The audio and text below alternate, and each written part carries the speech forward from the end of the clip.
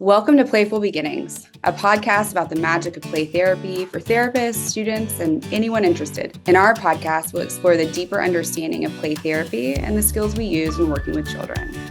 We hope to help you understand the why behind what we do and how it helps kids heal and grow.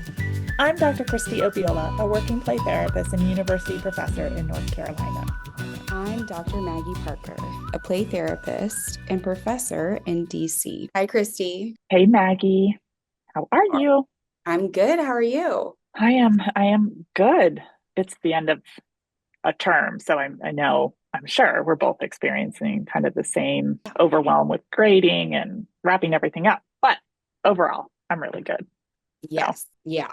I don't want to look at my Blackboard needs grading because it's like 3 pages long. Yeah, because I do this to myself every year that everything's at the end of the semester, but it's cumulative learning. So of course it's at the end of the semester, but it also makes it very time consuming as a faculty member. Yes. Because that all falls on us. Yeah. Our students get to write one paper and we get to grade however many students are in our class for whatever. 19. So yeah. Yes.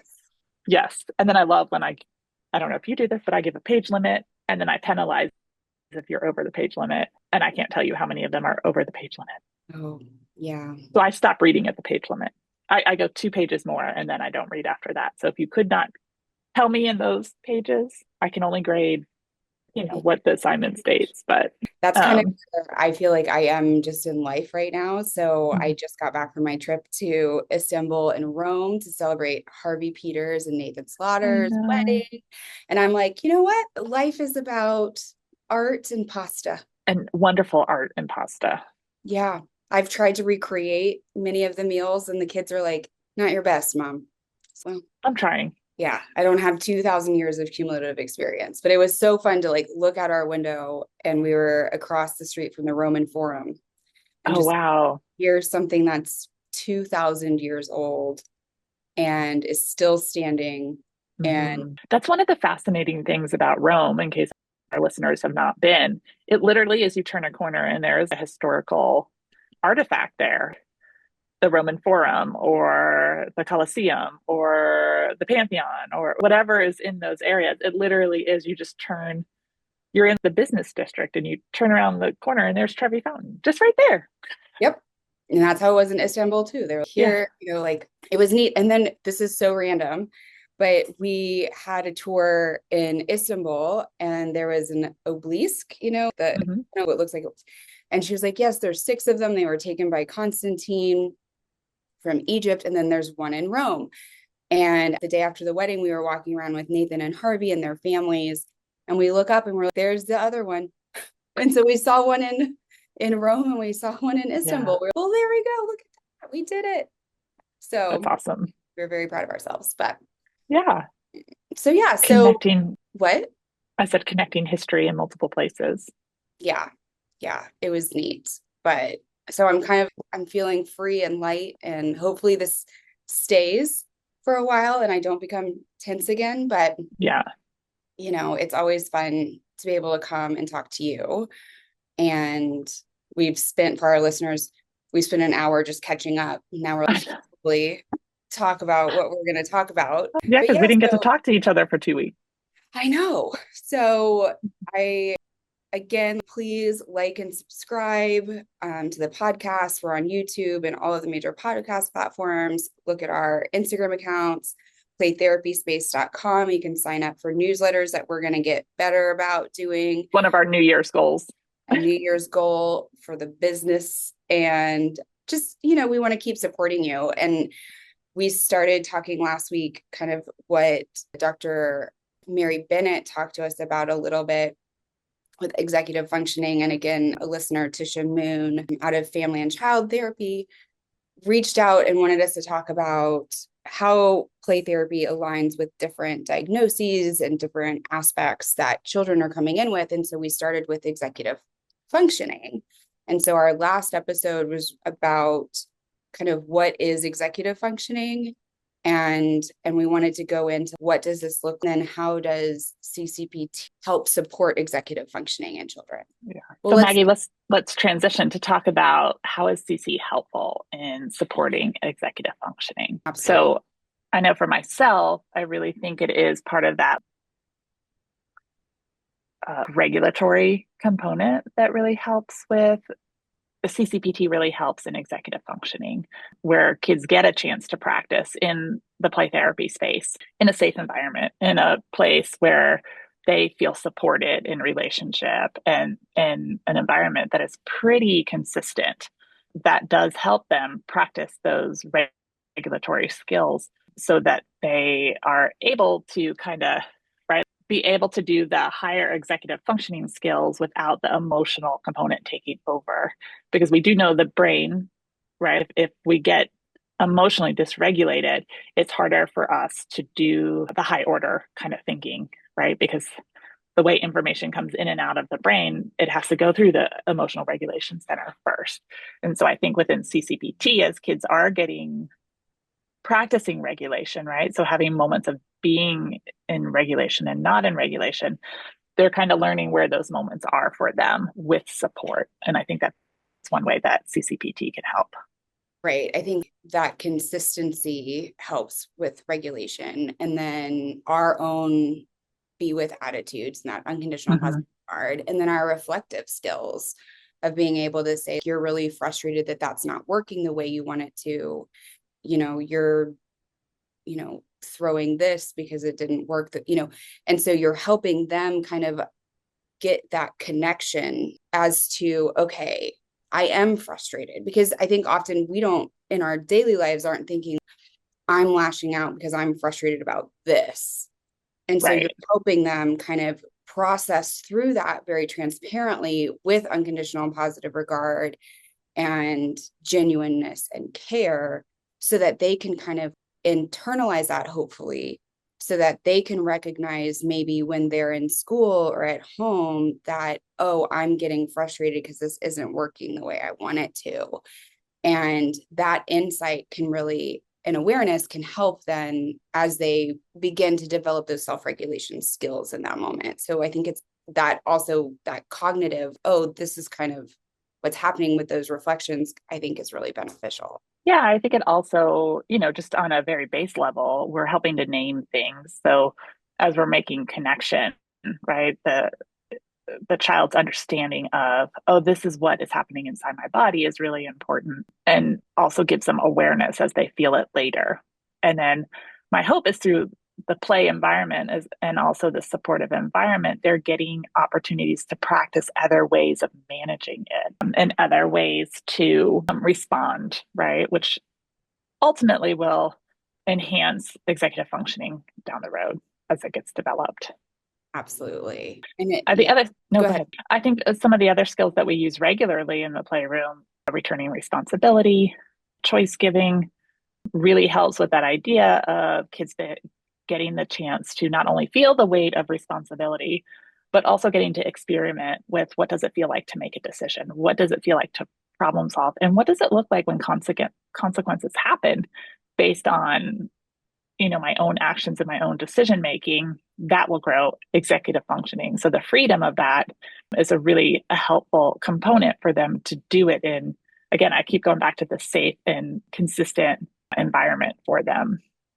No, I think it's really important. I think that decision paralysis, what do I do? What do I do? And talking about that internal dialogue that kids develop, that, from a CCPT perspective, it may be that it doesn't quite fit that internal dialogue. And so by having that unconditional positive regard, they can play out and experience some of that internal dialogue, and we can reflect back as to what's going on. You're really worried that you're going to make the wrong choice, or you decided not to play with that anymore because you couldn't get it the way you wanted. And kind of naming those things helps them kind of be like, well, I wonder, could I do it, or how can I do it? And what happens when I do make a decision and I made a decision and I didn't like the action, but that's okay. And I'm still accepted for it. Mm-hmm. And I can manage through that disappointment or that frustration, and I'm capable of doing those things. I think is really, really helpful for anyone in general, but also it helps with that executive functioning. Yeah. And I know from clients that I see and some requests is maybe the challenge is executive functioning. So can you teach my child this, right, in the playroom? And remember, as a more non-directive, even though we are not undirected, right? We're just less directive than other approaches, and our belief in the child, right, and their ability and capacity to make decisions, to believe that they can get their state, can get themselves under control and other stuff. So they get to experience these moments instead of us going in and teaching executive functioning to children. So within the playroom and within child-centered play therapy, or with a child-centered play therapist, it's more about experiencing, doing, trying on than it is us sitting and directing kids on how to do that. Yeah. And I think for the adults listening, I hope that makes sense for you, right? Because a lot of times it's so much easier at times to learn by doing. And sometimes we're scared of that because we don't want to fail or we don't want to do it wrong or whatever it may be. Maggie, keep going. I'll be right back. Okay.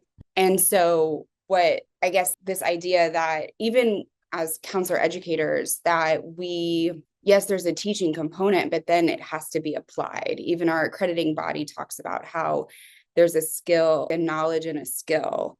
And so kids are taught these things often, right? We teach them as in guidance lessons, we teach them in classrooms, and sometimes that's not enough and you have to experience it. And so we're giving them those opportunities within the playroom to be able to experience these things in real time with someone who is present and accepting and attuned to help them as they gain that awareness of themselves and their capacities and what their ability, I guess, to handle hard things. It's weird because Christy had to leave for a second, so now I'm just kind of giving a video lecture to myself and it feels awkward. I'm really glad that we have two people who do this podcast, so that's good. So we'll just pause for a sec. Yeah, so I just kind of how, I don't even know what I was just talking about. I was talking about how we don't teach, Yes, and and how, that it's more like a do and experience and getting to practice, right, these skills that enhance executive functioning through emotional regulation, through cognitive flexibility, through problem solving, right, learning self-control, because those are all skills that we develop over our lifetime. Those are not necessarily skills that we're born with.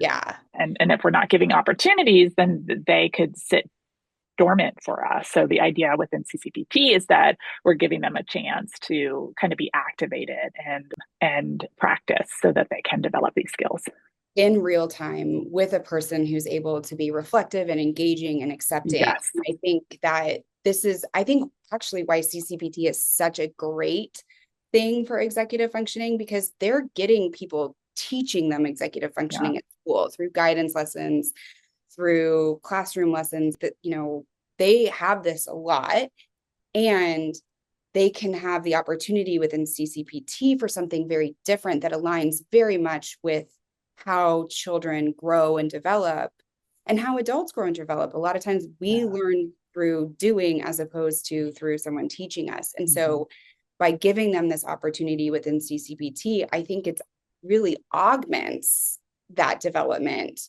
even though it's very different than what many people think needs to happen for executive functioning, of teaching them how to do it, that we're giving them the opportunity in real time with someone who is there with them to experience these things. And I think that's Mm-hmm. really important. Yeah. And I also think it's that idea of, because I don't want our listeners, if you're a teacher or if you're a parent, remember part of our job is that this is our sole focus, Right. right? And as a teacher, your focus is 32 children in your classroom or however many kids are in your classroom.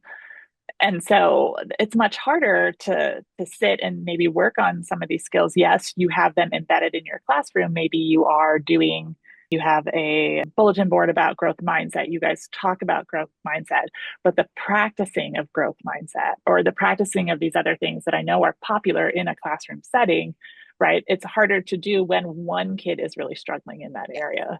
So that is where in a therapeutic space, right, where we really get to give the time, give the emotional support, give our whole attuned attention to the child to be able to do that. And I do want to say too that another thing that I'm really mindful of, both as a therapist and an instructor, right, is that sometimes we have this push to get this done quickly. And these are really hard skills to learn. They don't grow overnight. They don't grow with a single conversation. They do take time.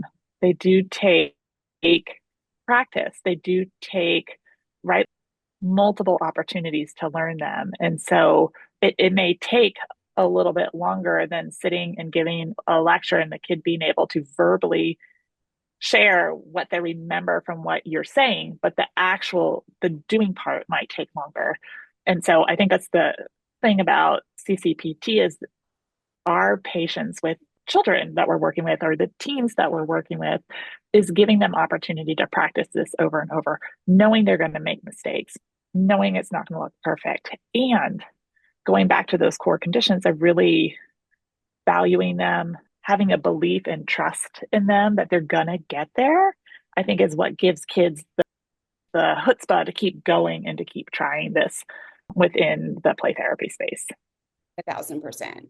Yeah. And it's just, I think that is something that we are very lucky and able to be afforded within the child-centered space, Mm-hmm. recognizing that it doesn't all, you can't, it's very, when we talk about doing group play, we talk about 2 kids. I can't imagine Or having, 3.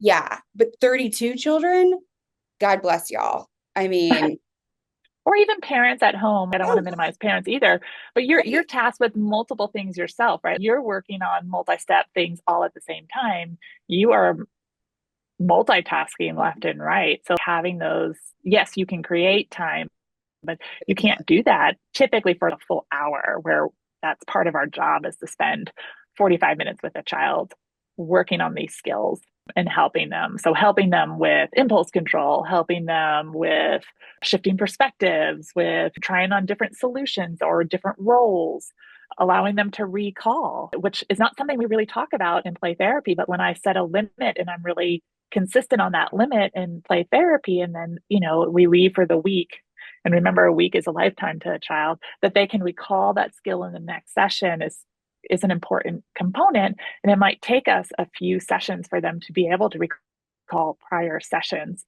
limits, right? Because I'm being consistent, then they can start to recall it in the next session, coming up with different strategies to solve problems through their symbolic play. Their ability to be in the lead, right, is also an executive functioning skill. How to overcome obstacles. All of those things are happening in the play therapy space on a regular basis. And I think as play therapists, these are things we need to be thinking about as we're talking with parents. What happened in the session, right, that does meet the request of the parent without folding to moving towards teaching or something else. And I think as a new therapist, that ends up what happening is the pressure from the parent forces us to think we need to do something different where we're already working on those skills, right? We may be going about it differently than teachers go about it, or that the school is requesting, or whatever those components are. Well, and I think something else that could be helpful to talk about is how what they're doing in session aligns with this. And so I've had several kids that are struggling with executive functioning, with kind of melting down on emotional regulation if they get something wrong, organization. And so sometimes that means that they come into our playroom and Christy's texting Christy Perryman right now. It's her birthday. I know, it's her birthday. It's her And birthday. we have Happy birthday. back birthdays. Yes. Christy's I did birthday not know was that. 2 Christies. December 2nd, Yesterday. and Dr. Yes. Perryman's is Perryman. 3rd. December. So she just texted, I texted the both of them happy birthdays, but I knew you got the text because I also just got it. Yes. So, but sometimes I will have kids, they do the same things over and over and over again. And it could be telling me about Minecraft. and what they're able to do and what they're, you're really proud of yourself. You figured that out. You worked really hard. It could be that they challenge themselves to see how many times they can hit the ball with the bat without it falling, or how high they can get it. And a lot of that is that, am I capable? Can I keep working at this? Do I have persistence? What happens if I fail? Is that going to be okay? And so those are the things that you can talk to parents about, is how they're developing those executive functioning skills, that emotional regulation, that perseverance, that grit, and understanding their capacities through play. And so it's kind of thinking about what it is that they're doing from that lens. Now, they could be doing the same thing and not working on executive functioning. Maybe they're working on something different. And it's understanding the child and their presenting concern and what's going on, but thinking about it from the lens of where the child is, and then how that translates to what it is that their presenting concern is and how it's aligning. And so I think that's when you're talking to parents, being able to make those connections for them, because the skills we've talked about, they remain the same. However, the ways in which they're internalized or their purpose may differ based upon the reason why the child's there. Yeah. And to be able to translate, I think, parents. Yeah. And I do want to say, not everything our intentions for everything we do is Right. not about helping with executive functioning, but I do think a lot of the stuff we do in the playroom enhances executive functioning, right? It's kind of the building blocks to enhancing executive functioning. And I'm going to look this up really quick, but there's a great article out there. It's called The Building Blocks for Learning. They have a white paper. It's from Turnaround for Children. But they talk about this idea of what is going to help a child in a classroom, and a lot of the base components of those building blocks, right? It looks like a tower. And it's similar, I think, to Maslow in a way of these things are needed before you can move up. But a lot of those things are the skills that kids work on in play therapy. So it's about self-regulation. It's about connection and relationship. It's about awareness, both of self and others. It's about coping strategies and how do we manage emotional stress or environmental stresses or all these other things, right? Which is what often brings a kid into therapy are the emotional stressors, or how they are or are not managing all of those components, right? And then that leads to these ideas of things about agency. It leads to self-efficacy. It goes to academic tenacity. It goes to resilience. It goes to this idea of cognitive curiosity, self-direction, right? Social embeddedness, all of those things from the building blocks of learning, right? All those base skills are stuff that we work on in play therapy. And although may not be our goal for the session, but I do think a lot of what we do helps them to be successful, both in the school environment, the playground with their friends, on their sports teams, in their family structures, right? Awesome. So, yeah. No, absolutely. And I think just thinking too as to how we talk to parents about these things, I think going through some examples of if they are very impulsive, right? So a lot of kids are coming in because of impulsivity, they struggle staying on task, all of those things. And so when we are setting clear and consistent limits, we are providing choices and opportunities. That is a way in which they are beginning to develop and experience that impulse control, if you will. And the cognitive flexibility of, I'm the monster, now you're this. Okay, now we're switching, right? The switching roles, exploring different, like you said, trying on different personas and experiences. They're doing that through their play within that space with us. Even working memory, right? They're kind of often they go through repeated play themes or repeated play. And okay, last week there was a limit on this. Christy, you were saying, am I going to be able to remember it this time or is it next time? So all of these things are developing these aspects, even the planning and problem solving, by providing them control and they get to direct their play. They often, I'm sure you see this too. First, I'm going to do this and then I'm going to do this. And oh, wait, I didn't do this first. And so then I'm going to do that. And so they're working through that as they're playing. And so And if they experience an obstacle, maybe they leave that during one session and you reflect, oh, you were really frustrated. It didn't work the way you wanted. You're going to go do something else. And then maybe the next time it's like you kept going. You're working really hard to do that. And so they're kind of being able to do those things in ways I think that inherently are part of what we're doing. But it could be helpful to be able to share that with parents.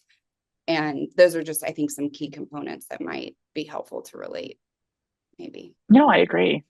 Yeah. So yeah, I'm trying to think anything else. It cultivates their internal capacity. I think that's for regulation, for flexibility, for decision making through that self-directed play, and then the consistent empathic and unconditional regard in the presence that we.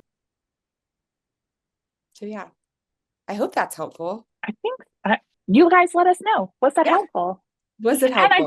I want to put a big shout out to Dr. Mary Morrison Bennett, because I think she's the one who really got us thinking about this. I know she has plans to write on this and do more about CCPT and executive functioning. And so our goal was not to like steal her thunder in any way. It was just, I think we got really excited and wanted to, we've been thinking about it a lot since our conversation with her, which brought us to today.